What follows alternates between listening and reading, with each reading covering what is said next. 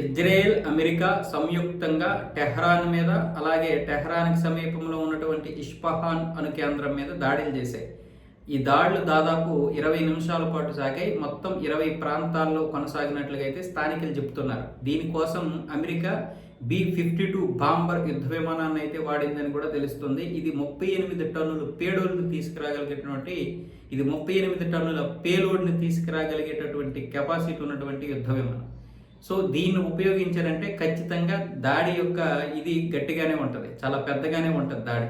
So ఇలాంటి పరిస్థితుల్లో ఇప్పుడు ఇరాన్ మీద ఎందుకు ఇలా విరుచుకుపడుతున్నారంటే, ఇరాన్ ఎక్కడ కూడా తగ్గడం లేదు. ఇరాను అమెరికా ఏదో అనుకుంది కానీ అమెరికాకి ఊహించిన దెబ్బలు చాలా ఇచ్చింది. పైగా ప్రపంచంలో ఉన్నటువంటి వారందరూ కూడా ఇరాన్ని తక్కువ అంచనా వేయకూడదు, అమెరికా ఏదో పెద్ద పోటుగెత్తి అనుకున్నాం కానీ అంత పెద్ద పోటుగెత్తి కాదేమో అన్న విషయంలో కూడా మాట్లాడుకుంటున్నారు. ఎందుకంటే ఖతర్లో ఉన్నటువంటి ఎర్లీ వార్నింగ్ రాడార్ వ్యవస్థ ఏదైతే ఉందో దాన్ని ఎప్పుడు మొత్తం నాశనం చేసిందో ఇరాన్, అప్పుడే అమెరికా యొక్క బలం సగానికి సగం తగ్గిపోయింది.